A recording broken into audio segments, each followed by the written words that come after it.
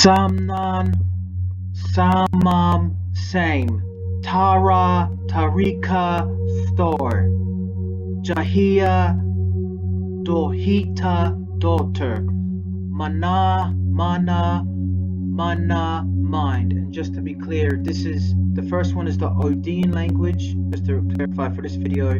The second one is the Sanskrit, and the third one is English. Manisa, Manusa, Man, Na, Nama, name. I'll go up to dental, because I think then you'll have pretty much a clear idea.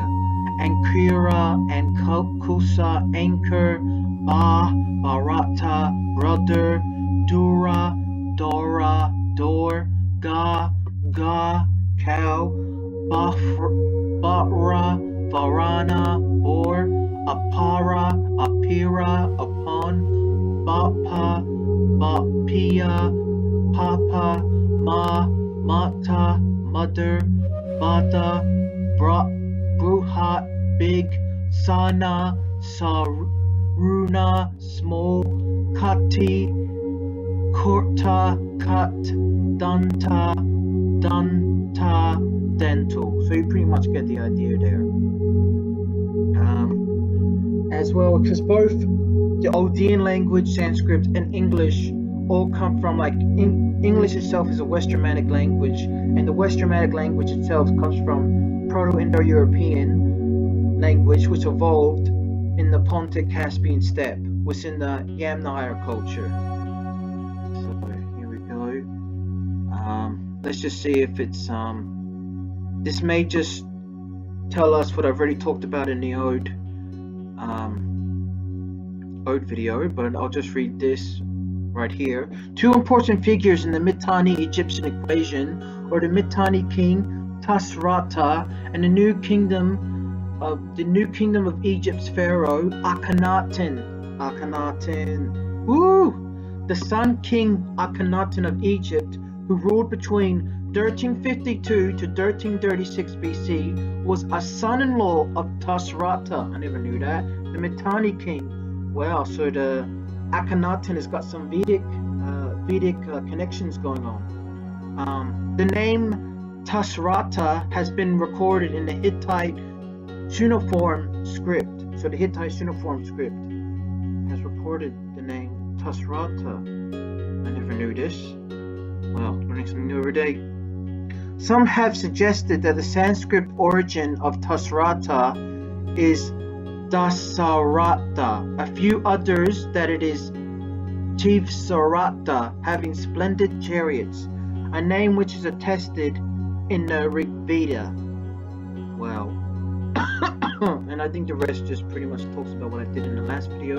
So I'll go here and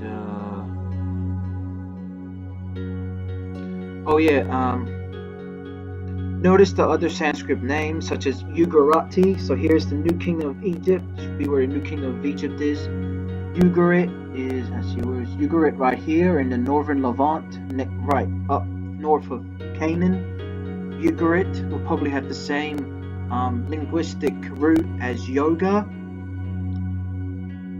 if I'm not mistaken. And yoga is a spiritual practice within Hinduism. I was going to say humanism. Within Hinduism, and it's basically an exercise ritual.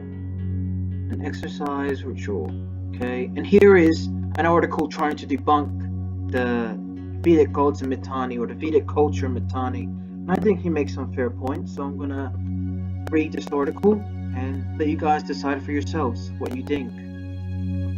The main thrust in the argument of Witzel, which is the German-American scholar for Indo-European connections and studies, for Aryan invasion, migration from outside India is based on the linguistic evidence of Vedic deities mentioned in the Hittite Mitanni Treaty and Kikuli's manual for horse training found in Mitanni. The former is just about 4 names of gods, while the latter seems to contain Sanskrit-based words. We will analyze them one by one. The names of 4 Vedic deities appear in two in 2 treaties, but they were not written in the native Hurrian language of Mitanni. This raises a question on what basis Witsul has linked them with the Mitanni.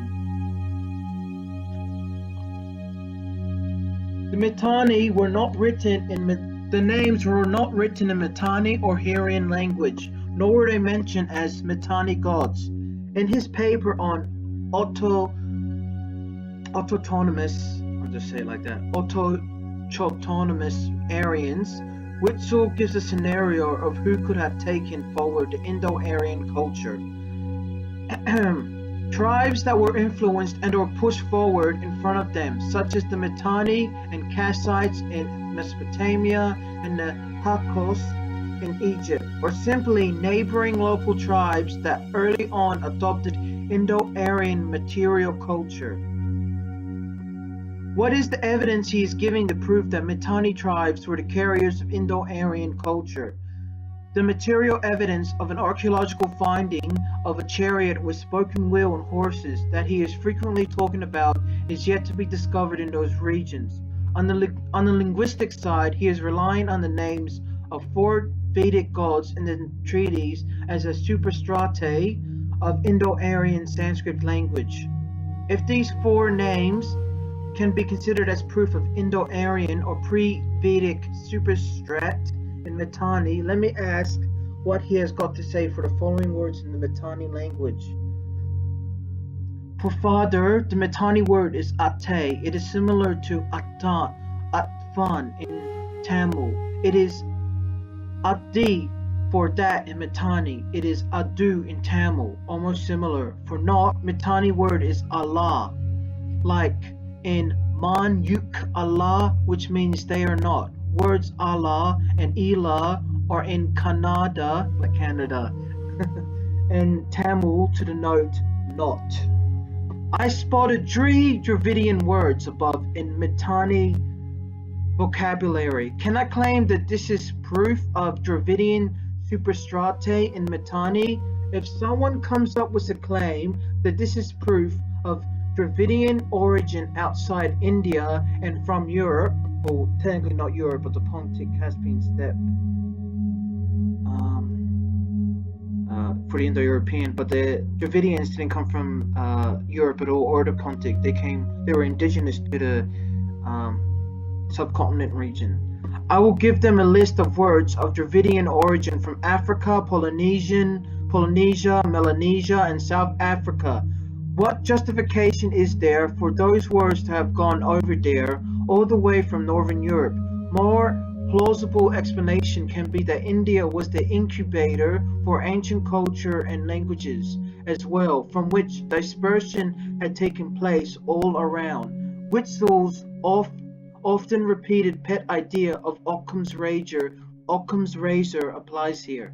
Now, I think he makes some fair points, but I think in terms of Dravidian loanwords in the Hurrian language, that can be explained because the Indus Valley civilization was a Dravidian civilization, and they likely spoke a Proto-Dravidian language. So in this map it shows the trade between Mesopotamia and the Indus Valley, and the Mesopotamia and Indus Valley had extensive trade. They copied urban city plans from each other, they copied their languages from each other, they copied ideas from each other, but most importantly, they traded goods and cultures and languages frequently with each other, as well as settled in each other's regions. So Mesopotamians, if they wanted to, could settle in the Indus Valley. Indus Valley people, if they wanted to, could settle in Mesopotamia. So that's where I think the Dravidian or Proto-Dravidian words into Hurrian vocabulary would have came from. But that's just my opinion. You don't have to agree with it. Now, I think before the 20th century or 18th century, the Vedic just came from from the word Veda or Vedas, which just meant sacred knowledge in ancient Sanskrit. And then when the French and Germans, so the French just changed that Veda to Vedic, meaning belonging to the Vedas, because that's what Vedic would mean, belonging to the Vedas. So it didn't initially represent language, but just literature, ancient literature. The language in that ancient literature is telling. It tells people it tells scientists and linguistics, and helps them understand the human migratory patterns, as well as in the Zoroastrian Avesta, because in the Avestan language there's also many words, and we can test how they evolved and how old each language is from that. So that's just a little tip. Now here, what's the Indo-European, and that's wherever from Europe to India to Western China, because there were quite a lot of Indo-Europeans actually in Western China that bordered Tibetans and Turkic tribes, and these people included the Yizi people, the Sogdian people, and the Tochorian people. These were all Indo-European people prominent in the Tarim Basin of China, and they were very influential before the Huns kicked them out. But anyway, another thing about the Indo-European expansion is that the right of conquest, which is basically an ideological idea that a certain ethnic group or cultural group or people or tribe has a moral right to conquer a certain territory that is already inhabited by a certain people by force, either to implement laws or morality or order or structure into that region. But whether the ancient Indo-European tribes had that sort of idea, or they were just migrating because of various factors like famine and better pastoral landscapes and better way of living, and to get away from other hostile tribes, I don't know. I think probably the latter is more probable. It's more likely than the former. Then they just had this ideological idea of being better and conquering others, that they're probably just external factors that made them migrate to all these places, as well as maybe overpopulation in their native regions. And here we have, before I show you the map, here we have is talks about the Indo-European rituals. So I'll just go here and I'll go to where the Indo-European rituals. Here we go. So anthropologists list ancestral spirits as one of the types of supernatural beings, and they are seen as retaining an active interest in human societies. Petri, Patris, and Patrikas, fathers, little fathers, Mater, Matris, and Matrikas, mothers, little mothers, both with diminutive endings in various cognate forms. They were generally worshipped among all the Indo-Europeans. Generally, people do this by going to grave sites and offering food, flowers, and lighted lamps or candles. The Indo-Europeans worshipped their own parents as a community at regular times of the year, especially in May and November. That sounds very much like, maybe to a lesser extent, but that sounds very much like Confucianism. So in Chinese culture, Confucianism is very big on pietal respect, piety, and treating your elders, especially your parents, with the utmost respect, especially since they gave birth to you, they raised you, and they keep the world going. If people don't give birth, no more humanity. So a lot of piety, respect in the Indo-European language, as can be found in the Chinese Confucianism. The honored dead were assumed to persist in any location and were also worshipped in the same way under the name Manes, as well as in Latin Demanes, and many cognate forms in other languages. A more personal variation of this ritual was the commemoration of lost comrades by soldiers, which was very widespread among the Romans, an Italic Indo-European people, and celebrated as the Rosalia, approximately May the 1st. on May the 1st. Food offerings, sacrificial offering or abluration of roasted barley is reconstructed based on barik, giving Old Latin fructum. Sacrificial cake made of barley, honey, and butter. Oskin Fortalis ritual ceremony involving sacrificial cakes. An offering is also reconstructed from words for fire, such as Nakni, giving Sanskrit Agni, sacred fire, Greek Agon, contest games, a very common type of offering, and Latin Aginus, roast offering lamb. Jam Kurladze and Ivanov, oh come on, it's such an easy name to say, I'm not able to say it right now. Forgive me, Russian viewers or Slavic viewers. Argue that these sets of forms show a common Proto-Indo-European ritual, very true, with some replacements. Certainly, a ritual offering using fire can be reconstructed on comparative religion grounds because it is explicitly described in Latin, Sanskrit, Hittite, and Greek. In the case of an animal killed for an offering, the point was not to cause suffering to the animal, but to have something to eat. Of course, everybody's got to eat. This process was disturbing to the Indo-Europeans, however, and they expressed this through the ritual by personifying the animal. This appears, that's actually a great way to get through trauma, I can't speak. So it's like a life hack. Indo-Europeans created a life hack for themselves. It's very interesting. Very Indo-European life hack. This appears in the myth of Yama, the first animal to die, and in rituals and festivals related to this myth, such as the Greek Bouphonia festival, the Roman Poplifigia, and the festival of Romulus, and the Latvian Apjumibas festival.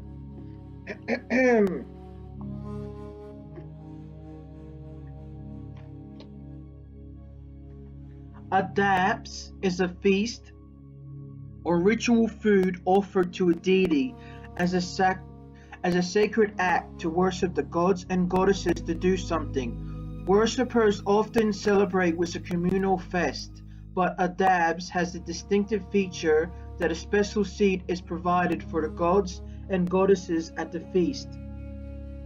Detailed descriptions of how to put one on are given in Sanskrit, Avestan, Greek, and Latin.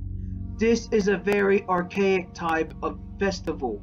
In the earliest descriptions, straw was spread on the ground for the ancestors or gods and goddesses to sit on, since apparently there was no furniture available or it hadn't been invented yet. In Latin, the older form is described by Cato in De Agra Cultura, a book on how to form, and since he specifically says it's necessary to propitiate the gods and goddesses in order to produce good crops, he tells how to do adabs. So is that like a dab dance? Dab. Okay. By the late classical period, adabs in Greek and Roman tradition had become an excuse for an elaborate and extensive party like a New York charity gala. Well, of course, you gotta do the dab, Gotta do the dab. Just lost my viewers, I think. And an entire book is preserved on the subject called the De Philosophicis, which tells what foods were served and even gives recipes. We also know the ritual song in Latin, since there is a dabs for Saint Agnes, or like the Vedic god Agna, another Indo-European cognate, for Saint Agnes, sung at Easter tide. According to Saint Gregory hymnal. The feast is reconstructed as Dabna, sacrificial meal from Dab. Forms include Greek Dapani, which the Peridephon, a traditional banquet at the grave of a loved one. Latin Dab, ceremonial cultic table. Food, meal, feast. Armenian Tau, feast. And Old Atlantic Taf, sacrificial animal, sacrificial food. Related words are the Tocharians. So the Tocharians are people I mentioned before, and they were Indo-European people who inhabited the Terran Basin of China. They were very popular, very powerful in the region before the Huns kicked them out. There's an excellent discussion of the Xenia feast of the gods, an ancient Greek cult practice from the epigraphical evidence. Okay. Offerings to gods and goddesses in the form of speech, prayer, praise, song, and story are common to all people according to anthropologists. Very true. The Indo-Europeans, because before people believed in a certain religion, most of the world, or all of the world, was pagan at one point, and they all had that sort of ritual to it.